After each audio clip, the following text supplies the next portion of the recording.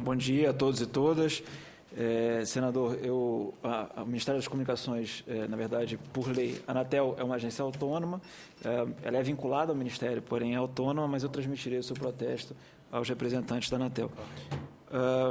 Agradeço o convite da comissão para participar dessa audiência pública, agradeço mais um convite da ABSECOM para participar também dessa audiência pública. Normalmente, os encontros anuais da ABSECOM, realizados aqui em Brasília, contam sempre com uma audiência pública, da qual eu tenho tentado sempre participar. Além disso, senador, como o senhor bem lembra, vários presentes da mesa também estavam naquele momento. Realizamos uma audiência pública recente sobre comunicação pública na CCT há mais ou menos um mês.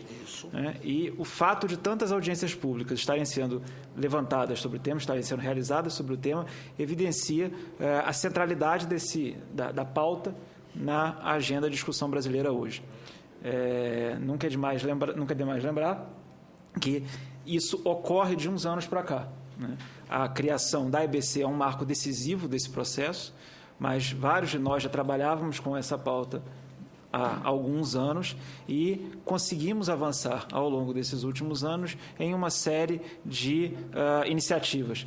Eu destacaria, no caso do Ministério das Comunicações, temos tentado desenvolver uma política de expansão consistente da radiodifusão pública por meio de novas outorgas, por meio de uma maior capilaridade dos serviços, por meio de um avanço dos serviços relativos ao campo da comunicação pública, notadamente ao campo da radiodifusão pública.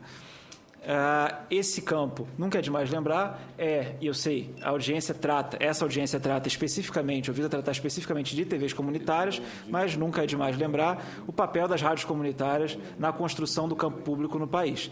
Hoje já são mais de 4.700 e essas rádios comunitárias, ou pelo menos várias delas, simbolizam de forma consistente uma luta histórica para garantir a comunicação pública efetiva no Brasil. No caso do Ministério das Comunicações, voltando às iniciativas recentes, essa política de expansão tem sido acompanhada por ações de transparência, por ações visando a simplificação dos processos burocráticos do órgão. Um elemento fundamental dessa política de expansão são os planos nacionais de outorga, que viabilizaram, por exemplo, atender mais de um terço dos municípios brasileiros nos últimos anos com a possibilidade de novas rádios comunitárias, que possibilitaram atender com novas outorgas o campo da radiodifusão educativa, o serviço de radiodifusão educativa. E aí eu começo a tratar propriamente do sistema público, falando de radiodifusão educativa. São recentes, são de 2011, 2012, as primeiras regras objetivas, ou melhor, as primeiras regras para processos de outorga objetivos e para critérios de seleção objetivos no que se refere à seleção dessas emissoras. Hoje, tem preferência para executar serviços de radiodifusão educativa, entidades públicas, notadamente universidades federais, universidades estaduais, além dos governos dos estados e municípios, e isso tem se refletido na resposta que temos recebido nos planos nacionais de outorga de radiodifusão educativa. O atual Plano Nacional de Outorgas de Radiodifusão Educativa prevê a possibilidade de outorgas em 375 municípios ao longo de 2 anos, isso considerando emissoras FM e emissoras de televisão. Além disso, já existem hoje no país 508 emissoras de FM e 208 emissoras de televisão educativa. Também, no que se refere à simplificação dos procedimentos burocráticos, o Ministério publicou recentemente, tanto para a radiodifusão comunitária quanto para a radiodifusão educativa, portarias que reduziram substancialmente o número de documentos exigidos nos processos de seleção. No caso da radiodifusão educativa, eles caíram de 18 para 4 documentos. Essa tem sido uma tônica das iniciativas do Ministério nesses últimos meses. Eu daqui a pouco falo sobre iniciativas similares para o Canal da Cidadania. Passando da radiodifusão educativa para consignações da União. Outro segmento que tem avançado consideravelmente, em grande parte, eu já começo a fala pela Câmara dos Deputados, em grande parte por esse projeto da Rede Legislativa. Parabenizo a Evelyn pela dedicação esse tempo todo. Para mim, pessoalmente, é um dos grandes projetos de expansão, um dos projetos mais bem elaborados, considerando todas as redes que temos hoje no país, o projeto da Rede Legislativa, que busca parceiros afins e claros no nível municipal e no nível estadual. Não por acaso, é um processo, é uma formação de rede que tem alcançado um êxito considerável, ainda mais em momentos, ou ainda mais com as dificuldades naturais de investimento por parte do setor público, mas hoje a Câmara já tem 23 emissoras FM, 62 emissoras de TV, além de ter pedido outros 268 emissoras de FM e 405 emissoras de televisão. Essa implantação só pode ser feita, claro, graças à parceria com câmaras de vereadores, assembleias legislativas, que colaboram em muito no financiamento dessa infraestrutura. Como a Evelyn falou, essas emissoras entram no ar sempre seguindo a multiprogramação, sempre com várias faixas de programação, 4 faixas, para permitir também que o Poder Legislativo Municipal e Estadual, além do Senado Federal, possa veicular sua mensagem, possa exercer ações de transparência na radiodifusão aberta digital. Além disso, o Senado hoje já tem 21 emissoras de FM e 3 de televisão. O Supremo, TV Justiça, já são 3 outorgas. A EBC tem outras 51 consignações. E chegamos ao momento de implantar os canais que constam do Decreto 5.820 de 2006, já mencionados aqui anteriormente, como citado pelo ministro das Comunicações em audiência pública recente, na CCT, na Câmara dos Deputados, na semana passada, o Ministério das Comunicações, em parceria com a EBC, em parceria com o Ministério da Saúde, Ministério da Educação, Ministério da Cultura, SECOM, Fiocruz e N outros entes e órgãos, aí destaco a Anatel, RNP, Telebrás, enfim, tem desenvolvido um projeto de implantação desses canais, começando por aquelas faixas de programação que já existem e estão no ar na TV por assinatura ou via parabólica. Em dezembro agora, como já anunciado pelo ministro, poderemos colocar no ar, ou na verdade a EBC colocará no ar por meio de multiprogramação, NBR, TV Escola e Canal Saúde, que são as faixas de programação hoje disponíveis, né, já existentes e produzidas pelo Poder Executivo, e a seguir haverá um momento de implantar esses canais, ou começar a transmitir essas faixas de programação também em São Paulo e Rio de Janeiro. Num segundo momento, essa é uma primeira fase, não entendam esse como um projeto ou como uma iniciativa em si mesmada, fechada em si mesmo. A ideia é que, daí, a gente consiga partir para a construção daqueles canais que constam no decreto, ou seja, um canal da educação que conte com outras faixas de programação, um canal da cultura em fase de estudos pela Secretaria do Audiovisual e por todas as entidades e por todos os órgãos vinculados ao Ministério da Cultura, e que possam exercer a multiprogramação em sua plenitude, em canais específicos. Agora, num primeiro momento, contaremos com essa infraestrutura da ABC, com essa parceria da ABC que tem sido parceira, ou tem sido uma lutadora para a construção desse projeto. Na verdade, esse projeto nasce muito tempo atrás com a ideia do operador de rede, da qual o André participou desde o início, eu pude participar, acho que Paula também, Evelyn, Paulo, e agora, enfim, estamos chegando ao momento de conseguir trazer esses canais do Poder Executivo para a televisão digital aberta no país. Esses canais, Bia destacou anteriormente, ou lembrou anteriormente, que é fundamental que a gente constitua esses canais como canais públicos. Obrigado, né? E aí as portarias que regulamentam o canal da educação e a que regulamentará futuramente a questão do compartilhamento das faixas de programação do canal da cultura já estabelece mecanismos de participação social, e a ideia é avançar com esses mecanismos. Hoje existem vários mecanismos de participação já consagrados na própria lei da ABC, né? Um conselho curador, ouvidoria, dentre outros, e além deles, audiências públicas, consultas públicas, mas a ideia é conseguir avançar no sentido de ter a sociedade permanentemente discutindo a programação, acompanhando a programação e ajudando a construir a programação dos canais do Poder Executivo. E aí eu chego, senador, no canal da cidadania, que eu acho que é a grande expectativa do público que nos acompanha hoje. O canal da cidadania, como ressaltado pelo Paulo, foi regulamentado, previsto no decreto de 2006, regulamentado em 2012, pessoalmente, um dos projetos, uma das iniciativas das quais eu pude participar pelo Ministério das Comunicações, pela qual eu nutro mais carinho e tenho mais orgulho, por acreditar que essa será efetivamente uma iniciativa transformadora da comunicação pública brasileira.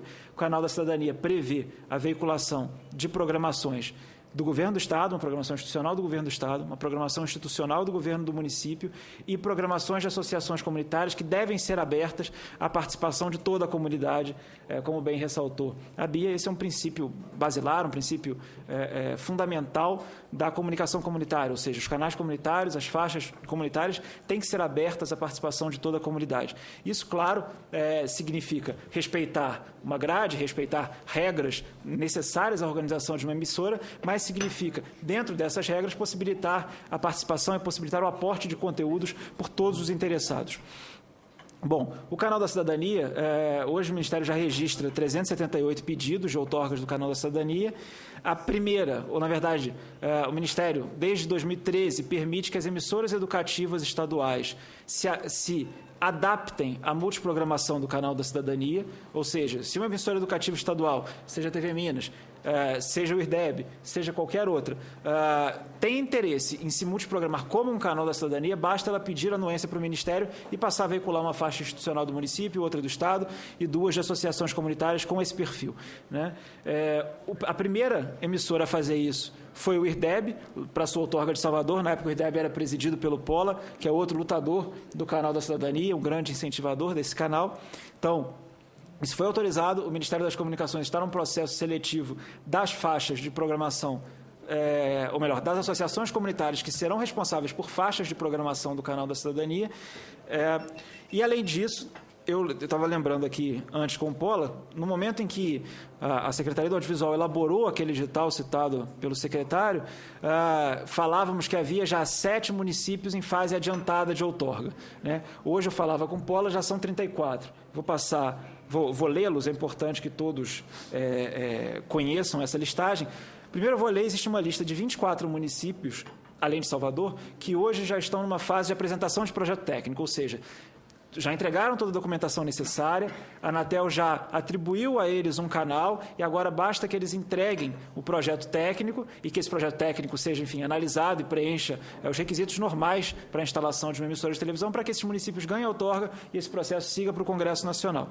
Então, os seguintes municípios hoje já estão... Quem estava especulando quem ganhou, viu, Evelyn? Está dentro desses 34 municípios que ele vai falar. Esses 24 municípios hoje são Coruripe, em Alagoas, Vitória da Conquista, Bahia, São Luís, no Maranhão, Bom Despacho, Minas Gerais, Guaxupé, Minas Gerais, Juiz de Fora, Minas Gerais, Pains, Minas Gerais, Pará de Minas, Minas Gerais, Pouso Alegre, Minas Gerais, Uberaba, Uberlândia, também em Minas, Tangará da Serra, Mato Grosso, Pesqueira, Pernambuco, Serra Talhada, Pernambuco, Tabira, Pernambuco, Altos, no Piauí, Arapongas, Paraná, Taquari, Rio Grande do Sul, Presidente Getúlio, Santa Catarina, Xaxim, Santa Catarina, Lagarto, em Sergipe, e em São Paulo, São José do Rio Preto, São Pedro e Vargem Grande do Sul. Então, esses 24 projetos já se encontram numa fase adiantada de tramitação, restando apenas a aprovação desse projeto técnico. Além disso, a Anatel, na última sexta-feira, publicou uma grande consulta pública para a inclusão de novos canais no plano básico, além de alterações outras no plano básico, e nessa lista de municípios constam outros 9 pedidos de canal da cidadania. Ou seja, a Anatel vai incluir esse canal, está numa fase de consulta pública, vai incluir esses canais no plano e, a seguir, o Ministério solicitará o projeto técnico. São os seguintes, esses canais: Águas Belas, em Pernambuco, Arapiraca, Alagoas, Breu Branco, Pará, Lajeado, Rio Grande do Sul, Mariana, Minas Gerais, Orlândia, São Paulo, Palmas, no Tocantins, Soure, no Pará, Taboleiro do Norte, no Ceará. Então, senador, acredito que daqui a um ano são grandes as possibilidades do Senado e da Câmara dos Deputados receberem uma lista de 34 processos, 34 pedidos de canal da cidadania para serem analisados, ou seja, são 34 novas outorgas possíveis, já num curto espaço de tempo, e essas 34 novas outorgas possíveis significam, em cada um desses municípios, 2 novas faixas de programação, 68 novas faixas de programações de associações comunitárias no país.